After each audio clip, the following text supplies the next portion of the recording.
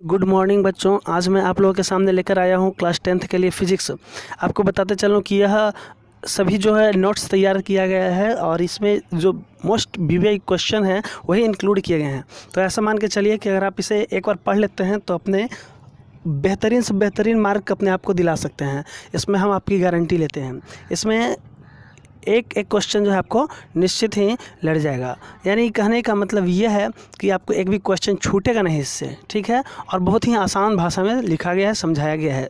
चलिए तो शुरू करते हैं। सबसे पहले विज्ञान को अंग्रेजी में कहते क्या हैं? साइंस।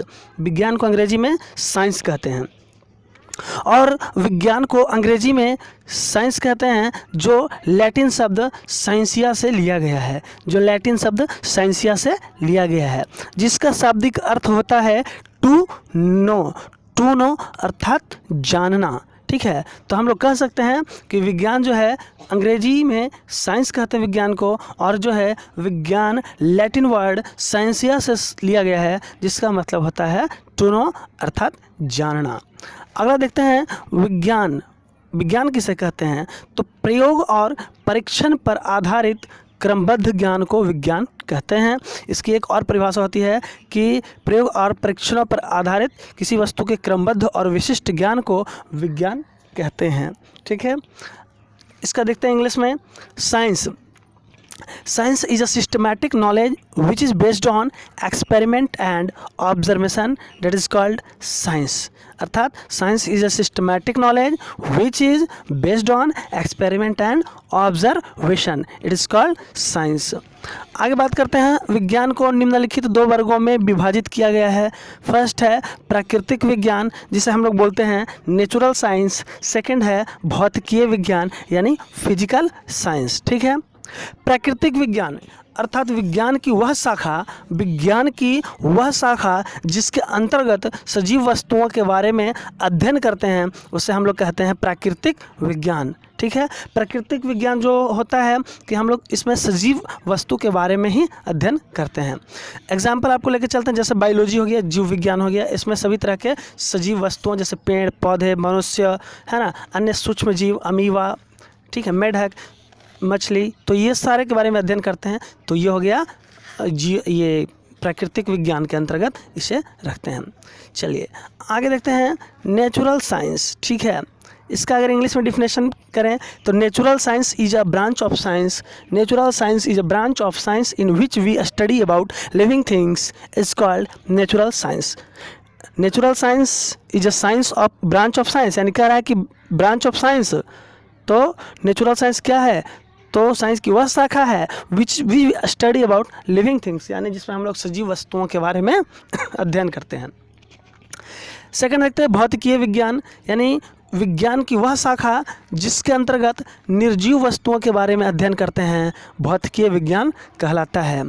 तो भौतिकीय विज्ञान का इसका एग्जाम्पल देखें तो आपका हो गया भौतिकी, रसायन और गणित यानी मैथ।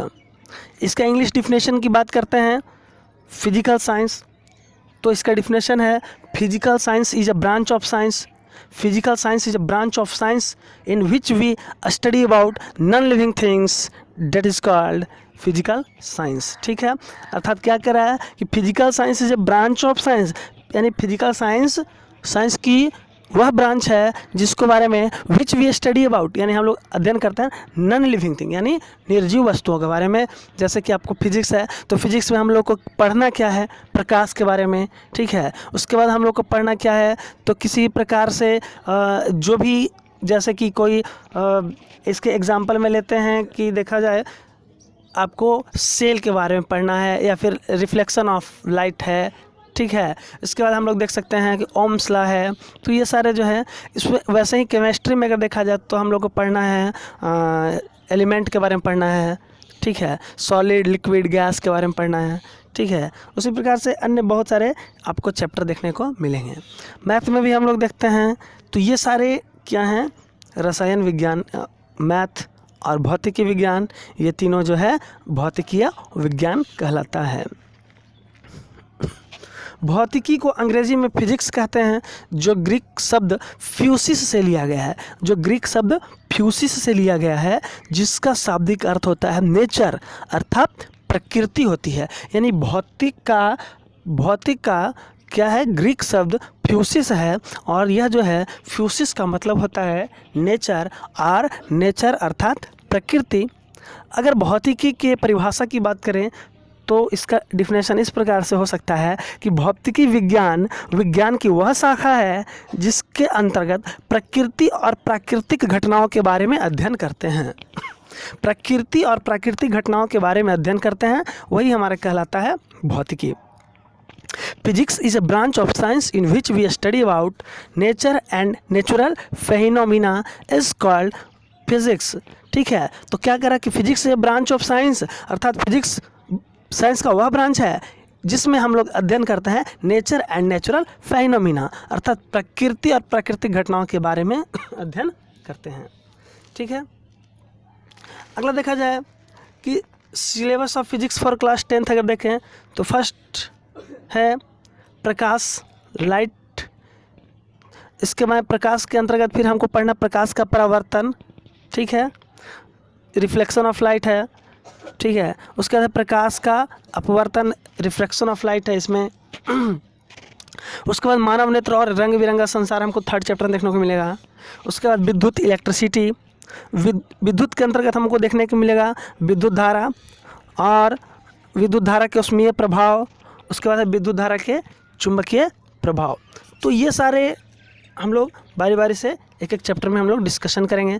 उसके बाद सबसे लास्ट में देखते हैं रिसोर्सेस ऑफ एनर्जी, यानी अर्थात ऊर्जा का स्रोत। ठीक है, अब चलते हैं आगे। चलिए तो आज शुरू कर रहे हैं चैप्टर 1 हम, रिफ्लेक्शन ऑफ लाइट, प्रकाश का परावर्तन। ठीक है, प्रकाश का परावर्तन। सबसे पहले बात करते हैं कि प्रकाश अर्थात लाइट किसे कहते हैं।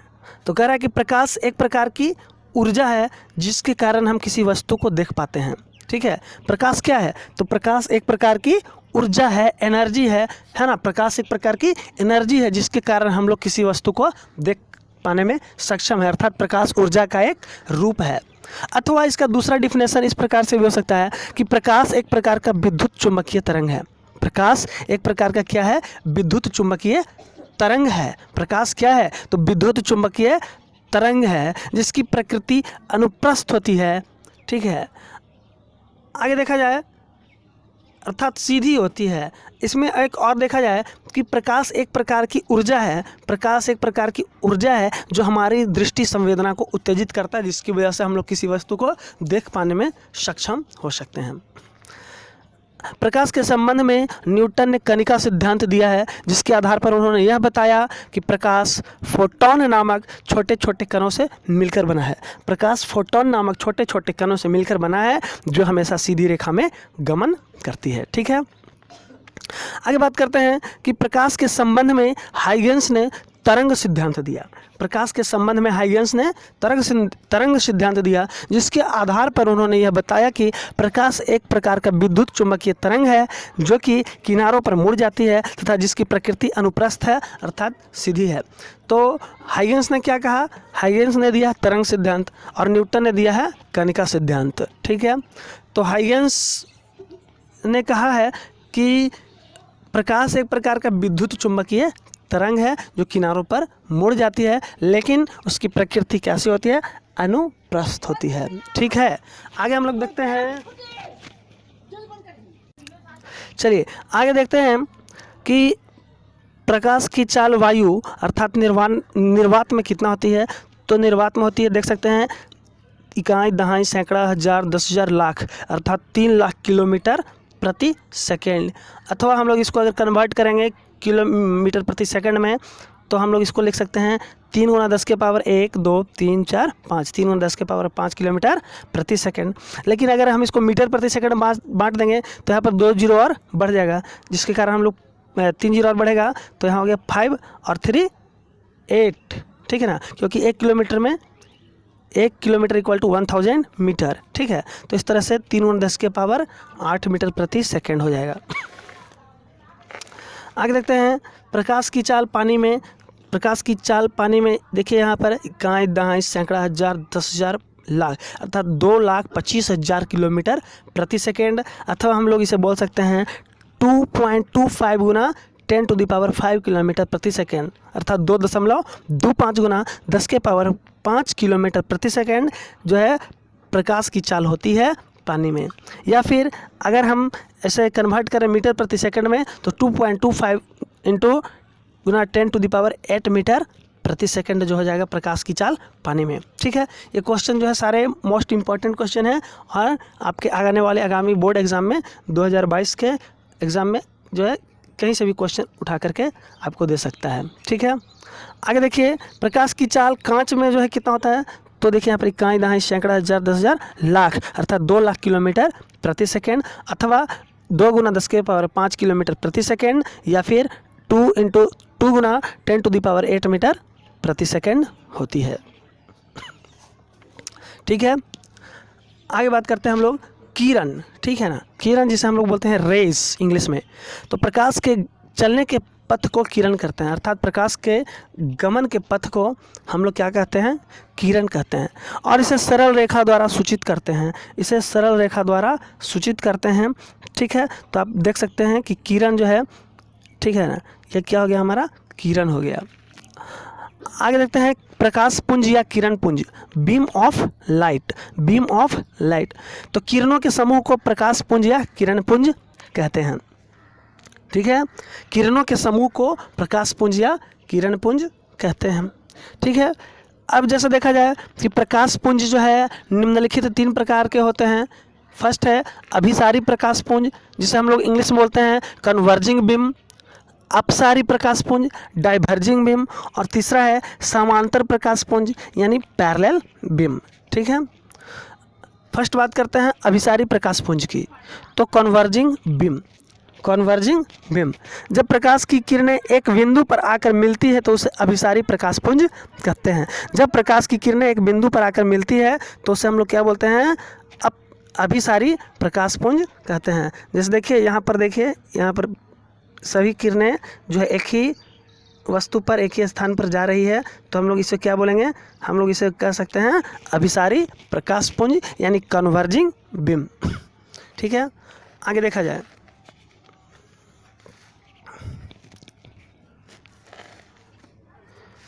नेक्स्ट है अपसारी प्रकाश पुंज, अपसारी प्रकाश पुंज जिसे हम लोग बोलते हैं डाइवर्जिंग बीम। ठीक है, डाइवर्जिंग बीम, जब प्रकाश की किरणें एक बिंदु से फैलते हुए दिखाई पड़ती है या प्रतीत होती है ना, तो उसे क्या कहते हैं, अपसारी प्रकाश पुंज कहते हैं। ठीक है, इसे क्या कहते हैं, अपसारी प्रकाश पुंज। तो देखिए यहाँ से यह जो है फैलते हुए प्रतीत हो रही है, बाहर निकल रही है, तो इसे हम लोग क्या बोलेंगे, अपसारी प्रकाश पुंज। यानी जब प्रकाश की किरणें एक बिंदु स्रोत से फैलती हुई मालूम पड़े तो अपसारी, और जब एक बिंदु पर आती हुई प्रतीत होती है तो उसे अभिसारी प्रकाश पुंज कहते हैं।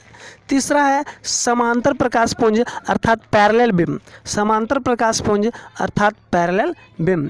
जब प्रकाश की किरणें एक दूसरे के समांतर हो तो उसे समांतर प्रकाश पुंज कहते हैं, एक दूसरे के समांतर हो तो उसे समांतर प्रकाश पुंज कहते हैं। ये देखिए समांतर प्रकाश पुंज के एग्जाम्पल हैं। ठीक है, अगला देखते हैं प्रकाशीय स्रोत, प्रकाशीय स्रोत अर्थात लाइट सोर्स, लाइट सोर्स। तो जिस वस्तु से प्रकाश निकल